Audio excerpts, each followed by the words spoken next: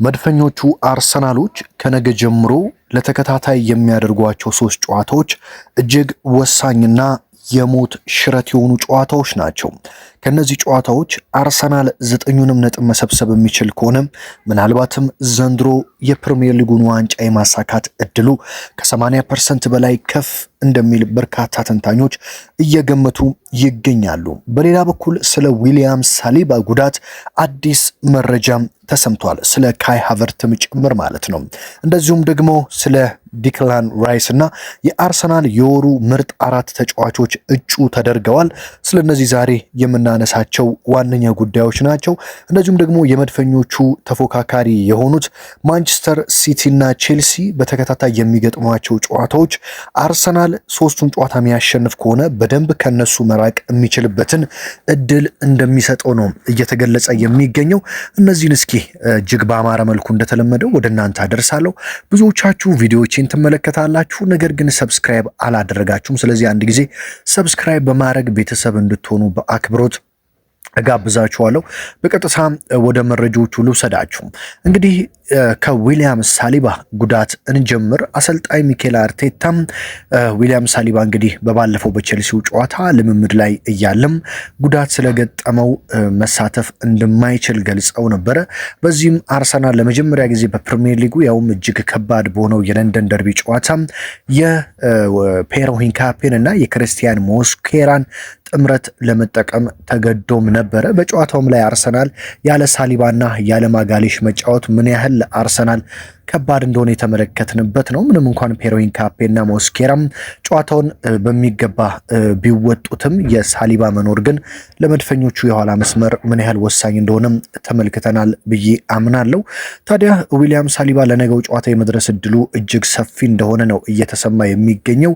በልምምድ ላይ የደረሰበት ጉዳትም ያን ያህል አሳሳቢ እንዳልሆነና ምቾት ያለመሰማት እንጂ ያን ያህል ጠለቅ ያለ ጉዳት እንዳልሆነም ተሰምቷል። ታዲያ አሰልጣኝ ሚኬል አርቴታ በነገው በወሳኙ የኤምሬትስ ስቴዲየም የብሬንፎርድ ጨዋታ የዊሊያም ሳሊባን ግልጋሎት ያገኛሉ ተብሎ ይጠበቃል ማለት ነው። እንግዲህ የነገው ጨዋታ ለአርሰናል ጥሩ ነገር በኤምሬትስ የሚያደርገው ጨዋታ መሆኑ ነው። ከቅርብ ጊዜ ወዲህ እንግዲህ የኤምሬትስ ስቴዲየም ምን ያህል አስፈሪ ምን ያህል ከባድ ስቴዲየም እንደሆነ ይታወቃል። አርሰናልን በኤምሬትስ ሲጫወት ብዙ ጊዜ በነፃነት ከደጋፊዎች ከፍተኛ ድጋፍ እያገኘ ጨዋታዎችን እያሸነፈ ነጥቦችን ማግኘት ችሏል። የቶተናሙን ጨዋታ ለአብነት ማንሳት እንችላለን፣ ምን ያህል ወሳኝ ጨዋታ እንደነበረና አርሰናልም 4-1 ድል በማድረግ ወሳኛውን 3 ነጥብ እንዳሳካ ማንሳት እንችላለን። በባየር ሙኒኩም ጨዋታ አርሰናል በሜዳው የቡንደስሊጋውን ወሳኝ ቡድን እንግዲህ ከበቂ አስተማማኝ ብቃት ጋር 3-1 ድል ማድረጉን ተከትሎ እንግዲህ የነገውንም ጨዋታ በሜዳው በሚገባ ያሸንፋል ተብሎም ይጠበቃል ማለት ነው። ይህ ጨዋታ እንግዲህ ለአርሰናል መስት ዊን ወይም ደግሞ የግዴታ ማሸነፍ ያለበት ጨዋታ ነው። ምክንያቱም ዛሬ ፕሪሚየር ሊጉ ላይ ማንቸስተር ሲቲ ከፉልሃም ጋር ይጫወታል። ታዲያ ማንቸስተር ሲቲ ድል ማድረግ የሚችል ከሆነ ከአርሰናል ጋር የነጥብ ልዩነት ወደ 2 ብቻ ይጠባል። ስለዚህ መድፈኞቹ ተመልሶ ይህንን ነጥብ ወደ 5 ለማምጣት ግዴታ ማሸነፍ አለባቸው የነገውን ጨዋታ ማለት ነው።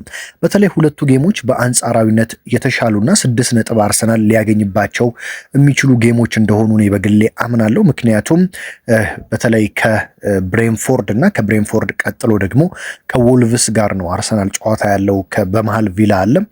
ታዲያ ከነዚህ ከሁለቱ ጌሞች በአንጻራዊነት አርሰናል የተሻለ 6 ነጥብ የሚያገኝበት ነው። ትንሽ ከበድ ይለዋል ብዬ እኔ በግሌ የምወስደው ቅዳሜ 9 ወደ ቪላ ፓርክ ተጉዞ ከኡናይ ኤምሬው አስቶን ቪላ ጋር የሚያደርገው ጌም ነው። ይህ ጌም ለአርሰናል በጣም የሚፈትነው ጌም ነው። ምክንያቱም አስቶን ቪላ እንዲሁም ለአርሰናል ከባድ ተጋጣሚ ነው። አሁን ደግሞ አስቶን ቪላ ያለበት አቋም በጣም አስደናቂ አቋም ነው። 4ኛ ደረጃ ላይ ነው በነገራችን ላይ የሚገኘው። ስለዚህ ባለፉት ዓመታት ደግሞ ከዋንጫ ሲያሰናክሉት ከነበሩት ዋነኛ ቡድኖች አንዱ አስቶን ቪላ ነው። ስለዚህ ይህ የቅዳሜው የ9 ጨዋታ አርሰናል በጣም ከሁለቱ በተሻለ ከባዱ ጌም ብዬ የምወስደው ነው። እሱን ጌም አርሰናል ቤትም ብሎ ማሸነፍ አለበት።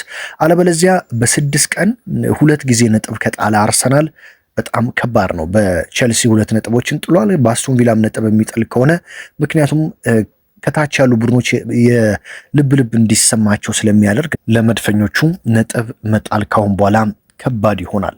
ብሬንፎርድ በሜዳው ነው። እንደዚሁም ከአስቶን ቪላ ውጭ ደግሞ ወልቭስ ነው ያለበት። ስለዚህ እነዚህ ነጥቦች ማግኘት ይችላል ብዬ አስባለሁ። እንደኔ አርሰናል ከነዚህ 3 ጌሞች 9 ነጥብ መሰብሰብ ከቻለም የደረጃው ሰንጠረዥ አናት ላይ ተደላድሎ መቀመጥ ይችላል። በተለይ ማንቸስተር ሲቲ በቀጣይ 3 ጨዋታዎች ሰንደርላንድ፣ ፉልሃም እና ክሪስታል ፓላስን ነው የሚያስተናግደው። ከነዚህ ውስጥ 2ቱ ከሜዳው ውጭ የሚደረጉ ጨዋታዎች ናቸው። ስለዚህ ሲቲ በእነዚህ ጨዋታዎች ነጥብ የመጣል እድሉ ይሰፋል። ምክንያቱም ሰንደርላንድ፣ ፉልሃም፣ ፓላስ ዘንድሮ በፕሪሚየር ሊጉ በጣም ከባዶች ናቸው። ሁለቱን ደግሞ ከሜዳው ውጭ ማድረጉ ሲቲ ነጥብ እንዲጥልለት ሊያደርግለት ይችላል። በዚሁም በመሃል ደግሞ በሻምፒዮንስ ሊጉ ከሪያል ማድሪድ ጋር ተጫውቶ ነው ክሪስታል ፓላስን ሲቲ የሚገጥመው። ስለዚህ በእነዚህ ጨዋታዎች የሲቲ ነጥብ መጣል ሰፊ ሊሆን ይችላል።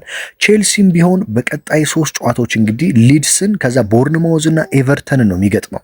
በተለይ 2ቱ አዌ ጌሞች ናቸው ከሜዳ ውጭ የሚያደርገውንም ከአርሰናል ጋር ባየው ቀይ ካርድ ምክንያት ደግሞ ሞሰስ ካይሴዶ በእነዚህ 3 ጨዋታዎች ላይ አይኖርም። በፕሪሚየር ሊጉ ጨዋታዎች ላይ በመሃል ደግሞ ወደ ጣሊያን ተጉዞ ከአታላንታ ጋር ግዴታ የማሸነፍ ግዴታ የሚገባበትን የሻምፒዮንስ ሊግ ጨዋታ አድርጎ ነው ኤቨርተንን የሚገጥመው። ብዙ ኢነርጂ ጨርሰው ነው። ስለዚህ ቼልሲም በእነዚህ 3 ጨዋታዎች ነጥብ የመጣል እድሉ እጅግ ሰፊ ነው። ስለዚህ አርሰናል የራሱን የቤት ስራ በሚገባ መወጣት ከቻለ የነጥብ ልዩነቱን ከ5 ያለውን ማስጠበቅ ብቻ ሳይሆን ከዛም በላይ ማስፋት ይችላል። ግን ይሄ እንዲሆን አርሰናል ቀጣዮቹን 3 ተከታታይ የፕሪሚየር ሊግ ጨዋታዎችን ማሸነፍ ይኖርበታል ማለት ነው።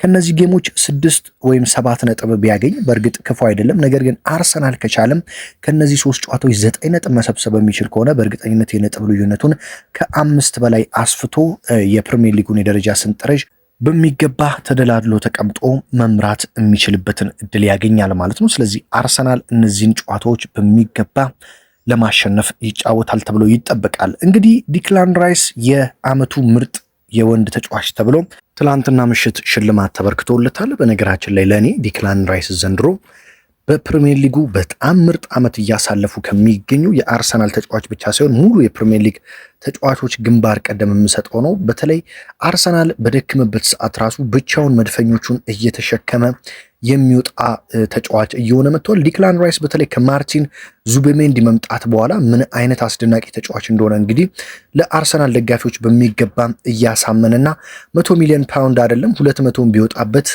የሚያሳስብ እንዳልሆነ የሚገባው እንደሆነ እያሳየ ነው። ታዲያ ትላንትናም የዓመቱ ምርጥ ተጫዋች ተብሎ ሽልማትን ማግኘት ችሏል ዲክላን ራይስ። በነገራችን ላይ የአርሰናል የወሩ ምርጥ ተጫዋቾች የህዳር ወር ማለት ነው 4 እጩዎች ነው ይፋ የተደረጉት ማለት ነው። እነዚህ 4 ተጫዋች ታዲያ የመጀመሪያው ዴክላን ራይስ ነው። ዴክላን ራይስ እንግዲህ ባለፉት ጨዋታዎች ምን ያህል አስደናቂ ጊዜን እንዳሳለፈ እናስታውሳለን። በቶትናሙ፣ በባየር ሙኒኩ እንደዚሁም በቼልሲው ራሱ ትንሽ የተቸገረው እሱ ነው ቢባልም እንደኔ በቼልሲውም ጨዋታ ዲክላን ራይስ የመሃል ሜዳውን ብቻ ሳይሆን እየተመለሰ በሳሊባና ማጋሌሽ አለመኖር ምክንያት ሳስቶ የነበረውን የአርሰናል የኋላ መስመር በሚገባ ሞስኬራንና ሂንካፔን እያገዘም እየመከረ ሲጠቀም በጣም አስደናቂ ጊዜን ሲያሳልፍ ነበር። ብዙዎች በቼልሲው ጨዋታ ዲክላን ራይስ ያለ ሞሰስ ካይሴዶ ጥሩ አልነበረ፣ ሞሰስ ካይሴዶ ከወጣ በኋላ እንዴት ጥሩ አይሆንም ሲሉ ነበር። ነገር ግን ዲክላን ራይስ መሃል ሜዳውን ብቻ ሳይሆን እየሸፈነ የነበረው አንደኛ ማርቲን ዙቤሜንዲ ቢጫ ስለነበረበት ብዙ መታገል ስለማይችል ዙቤሜንዲ ብቻውን ነበር እየታገለ የነበረው። ሁለተኛ ደግሞ በሞስኬራና ሂንካፔ ያን ያህል ኮንፊደንስ ስላልነበረ ያን ያህል ጥሩ የሚባል ስላልነበረ ወደኋላ እየተመለሰም እያገዘ ስለነበረ ዲክላን ራይስ በቼልሲውም ጨዋታ ምርጥ ጊዜን እንደኔ አሳልፏል ብዬ እወስዳለሁ። ታዲያ ለዚህም ነው በአርሰናል የወሩ ምርጥ ተጫዋች እጩ ውስጥ የተካተተው ማለት ነው። በሁለተኛ ደረጃ እንግዲህ ኤብሪቼ ኢዜ የአርሰናል የህዳር ወር ምርጡ ተጫዋች እጩ ሆኗል። ኤብሪቼ ኢዜ እንግዲህ በተለይም በቶትንሃሙ ጨዋታ ያሳየው እንደዚሁም በባየር ሙኒኩም ጨዋታ ያሳየው ድንቅ ብቃት ለዚህ የህዳር ወር ምርጡ እጩነት ውስጥ እንዲካተት አድርጎታል። በተለይ በቶትንሃሙ ጨዋታ ሙሉ በሙሉ የሱ ጨዋታ ነበር ማለት ይቻላል። እንደምታውቁት ክረምት ላይ ቶትንሃምን ለመቀላቀል ከጫፍ ደርሶ ነበረ አርሰናልን የተቀላቀለው። እንደዚሁም ደግሞ ከጨዋታው በፊት የቶትንሃሙ አሰልጣኝ ቶማስ ፍራንክ ኤብሪች ኢዜ እናንተን ትቶ ለአርሰናል በመፈረሙ ምን ተሰማችሁ ተብለው ሲጠየቁ ኤብሪች ኢዜ ደግሞ ማን ነው ሲሉ ጥያቄ አንስተው ነበረ። በዛ ጨዋታ ላይ ታዲያ ሶስቱም እጅግ የሚያማምሩ አስደናቂ ግቦችን በማስቆጠር ኤብሪቼ ኢዜ በጣም አስደናቂ ጊዜን አሳልፈው ነበር። እንደዚሁም በባየር ሙኒኩም ጨዋታ የማርቲኔሊን ጎል ታስታውሳላችሁ እንዴት አድርጎ አሲስት እንዳደረገለት። ስለዚህም ኤብሪቼ ኢዜ የህዳር ወር ምርጥ ተጫዋች እጩ ውስጥ መካተቱ የሚገባው ነው። ምናልባትም ሃትሪክ ከመስራቱ ጋር ተያይዞ በለንደን ደርቢ ኤብሪቼ ኢዜ የወሩ ምርጥ ተጫዋች ተብሎ የመሸለም እድሉ እንደኔ ሰፊ ይመስለኛል። በሶስተኛ ደረጃና እኔ የወሩ ምርጥ ተጫዋችነትን ቢያሸንፍ ደስ የሚለኝ በግሌ ጁሪየን ቲምበር የተባለው ተጫዋች ነው። ይህ ተጫዋች እንግዲህ በጣም አስደናቂ ምን አይነት አስገራሚ ተጫዋች እንደሆነ ሁላችሁም ታውቃላችሁ ብዬ አስባለሁ። የአርሰናል የኋላ መስመር እንግዲህ ሳሊባ፣ ማጋሌሽ፣ ካላፊዮሪ ምርጥ ቢሆኑም ቲምበርም ደግሞ ሌላ የተለየና አስደናቂ ተጫዋች ነው። በተለይ ጁሪየን ቲምበር በመከላከሉ ብቻ ሳይሆን በማጥቃቱ ረገድም ለመድፈኞቹ እየሰጠ ያለው ግልጋሎት እጅግ በጣም አስደናቂ ነው። በእያንዳንዱ ጨዋታ የኤሪያል ዱዌሎችን ያሸንፋል፣ የአየር ላይ ኳሶችን ያሸንፋል፣ ታክሎችን ያሸንፋል። እያንዳንዱን ሪከቨሪዎችም በጣም በሚገባ የሚወጣ አስደናቂ ተጫዋች ነው ጁሪየን ቲምበር። ለዚህም ነው በወሩ ምርጥ ተጫዋችነት እጩ ውስጥ መካተት የቻለው ማለት ነው። ጁሪየን ቲምበር እንግዲህ በባየር ሙኒክም ላይ ግብ ማስቆጠሩ ይታወሳል። የአርሰናልን የመክፈቻ ግብ ባየር ሙኒክ ላይ በጭንቅላቱ እንግዲህ ያስቆጠረው ጁሪየን ቲምበር እንደነበረ የሚታወስ ነው ማለት ነው። በሌላ በኩል የአርሰናል የወሩ ምርጥ ተጫዋች ውስጥ እንግዲህ ሊያንድሮ ትሮሳርድ ተካቷል። ሊያንድሮ ትሮሳርድ እንግዲህ በዘንድሮ በህዳር ወር ብቻ ሳይሆን አመቱ ከተጀመረ ጀምሮ ለአርሰናል በጣም አስደናቂ ጊዜን አመትን እያሳለፈና ለአርሰናል የሚገርም ግልጋሎትን እየሰጠ የሚገኝ ተጫዋች ነው። በነገራችን ላይ በቼልሲው ጨዋታ አርሰናል ከተሸነፈባቸው ዋነኛ ነገሮች አንዱ የሊያንድሮ ትሮሳርድ አለመኖር ጭምር ነው። ሊያንድሮ ትሮሳርድ ባለመኖሩ ጋብሪኤል ማርቲኔሊ እና ማዱኬ በዛ በኩል የሚገባውን ተጽዕኖ መፍጠር እንዳልቻሉ ተመልክተናል። በተለይ ማርቲኔሊ በጣም ጥሩ ዓመት እያሳለፈ ነበር። ነገር ግን በዛ ጨዋታ ላይ የሚገባውን አይነት ግልጋሎት ሲሰጥ አልነበረም ከረፍት በፊት። ኖኒ ማዱኬም ተቀይሮ ከገባ በኋላ ልክ እንደ ትሮሳርድ ያህል ተጽዕኖ በጨዋታ ላይ መፍጠር አልቻለም። የሊያንድሮ ትሮሳርድ አለመኖር በቼልሲው ጨዋታ ላይ አርሰናሎችን በሚገባ ጎድቷቸው እንደነበረም የሚታወቅ ነው። በነገራችን ላይ ሊያንድሮ ትሮሳርድ ጉዳቱም ብዙም አሳሳቢ እንዳልሆነ እና ለነገው የብሬንፎርድ ጨዋታ የመድረስ እድሉም እጅግ ሰፊ እንደሆነ ተሰምቷል። ስለዚህ ለአርሰናል አሳሳቢው ጉዳት በአሁኑ ሰዓት የማጋሌሽ ብቻ እንደሆነ ነው። ምክንያቱም ሊያንድሮ ትሮሳርድ እና ዊሊያም ሳሊባ ለነገው ጨዋታ የመድረስ እድላቸው በጣም ሰፊ እንደሆነ ነው የተገለጸው። ሪካርዶ ካላፊዮሪ እንግዲህ በቼልሲው ጨዋታ የተቀየረው ያው የጉዳት ነገር ነው ተብሎ ነበር። ነገር ግን ከዛ ከጨዋታው በኋላ እንደወጡት መረጃዎች ከሆነ ሪካርዶ ካላፊዮሪ ቢጫ ካርድ ስላለበትና ቀይ ካርድ እንዳይመለከት፣ ምክንያቱም ቀጣይ ለአስቶን ቪላ ለብሬንፎርድ በጣም ስለሚያስፈልግ ለጥንቃቄ ሲሉ አርቴታ እንደቀየሩት ተሰምቷል። ምክንያቱም ቼልሲዎች ኦልሬዲ በቀይ ወጥቶባቸው ስለነበረ ካላፊዮሪ ሜዳ ውስጥ መኖሩ ለሌላ ቀይ ካርድ ነው እንጂ ያን ያህል ግልጋሎት ስለማይኖረው በሚል ለጥንቃቄ እንደቀየሩት ነው የተሰማው ማለት ነው። ስለዚህ ትሮሳርድ እና ሳሊባ ለነገው ጨዋታ የመድረስ እድላቸው ሰፊ ነው። እንደዚሁም ካይ ሃቨርትዝ ለነገው ጨዋታ ሊደርስ ይችላል። ነገር ግን አርቴታ አይተውት ዛሬ የመጨረሻ የልምምድ ቀን አለ፣ አይተውት ካልተመቻቸው ለቪላው ጨዋታ ያስቀምጡታል ተብሎ ይጠበቃል። ምክንያቱም አርቴታ እንደምታውቁት ስብስባቸው እጅግ ብዙ ስለሆነ ያን ያህል ሪስክ መውሰድ አይፈልጉም።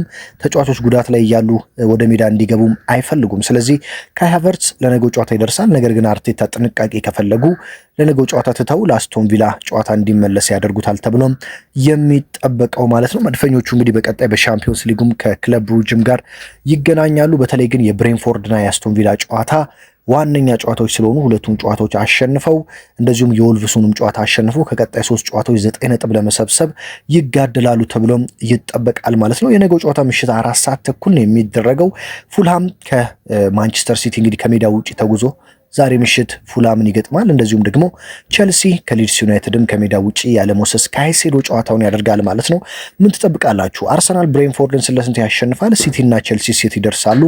ሐሳብ አስተያየታችሁን ኮመንት ላይ አስቀምጡልኝ። ሀገር ውስጥ ከባህር ማዶ ናችሁ በየዕለቱ መረጃዎችን የምትከታተሉ ከጎን የቆማችሁት ከልብ እያመሰገንኩኝ በሌላ ወሳኝ መረጃ በሌላ ወሳኝ ጥንክር እስከምንገናኝ በያላችሁበት ሰላም ተመኘሁላችሁ።